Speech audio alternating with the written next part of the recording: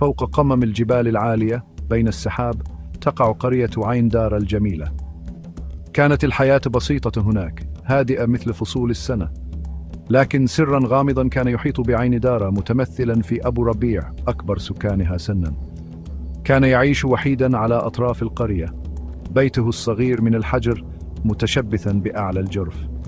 كان أبو ربيع معروفا بحكمته، يلجأ إليه أهل القرية لنصائحه في كل صغيرة وكبيرة، من مشاكل المحاصيل إلى أمور القلب. لكن أبو ربيع كان يخفي سرا يهمس به بين الناس. يقال إنه كان يغامر بالذهاب إلى الجبال كل ليلة، ولا أحد يعلم إلى أين. من بين شباب القرية كانت ليلى هي الأكثر فضولا لمعرفة سر أبو ربيع. بروحها الشجاعة وحبها للمغامرة، شعرت ليلى بانجذاب غريب نحو سر الرجل العجوز. في إحدى الأمسيات الباردة، بينما كانت الشمس تغرب خلف الجبال، قررت ليلى أن تتبعه. تبعت ليلى أبو ربيع من بعيد. كان يسير بخفة مدهشة، رجل في سنه يضيء طريقه هلال القمر.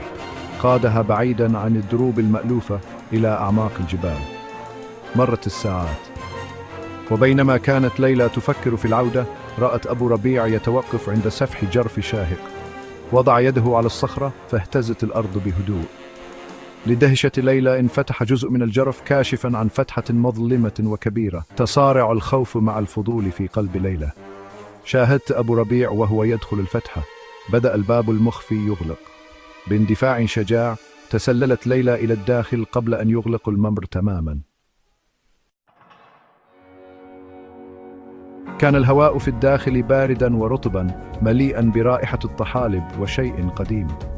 وجدت ليلى نفسها في كهف واسع، سقفه يضيع في الظلال في الأعلى.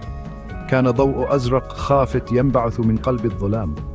وبينما كانت عيناها تعتاد على الظلام، شهقت ليلى. كان هناك مخلوق يفوق الخيال، ملتفا على سرير من الذهب والمجوهرات.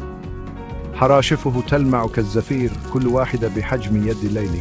فتحت عيناه، وهما جمرتان زرقاوان مشتعلتان ببطء، محدقتين بها بحكمة عتيقة. تشقق الهواء بالطاقة، وعرفت ليلى أنها في حضرة شيء غير عادي. لم يكن هذا وحشا عاديا، كان هذا مخلوقا من الأساطير، تنين أزرق الأخير من نوعه. وأمامه يضع يده برفق على خطم التنين كان أبو ربيع. لا تخافي يا صغيرتي، تردد صدى صوت أبو ربيع بشكل غريب في الكهف. هذا المخلوق الرائع لن يؤذيك. التفت إلى التنين متحدثا بلغة لم تفهمها ليلى. خفض التنين رأسه دافعا أبو ربيع بلطف بخطمه. التفت أبو ربيع إلى ليلى، عيناه مليئتان بأسرار العمر. لأجيال كان أجدادي حماة هذا التنين، آخر ملوك التنانين. والآن يا ليلى، العباءة تنتقل إليك. أنت الوريثة، آخر سلالة ملوك التنانين. حدقت به ليلى عاجزة عن الكلام، تقاتل الخوف والدهشة في داخلها. هل يمكن أن تكون هي وريثة هذا الإرث، هذه القوة القديمة؟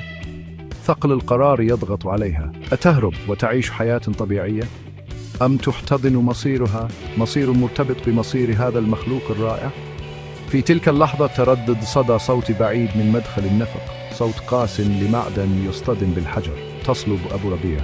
صيادون، همس، صوته كئيب. لقد وجدونا أخيرا.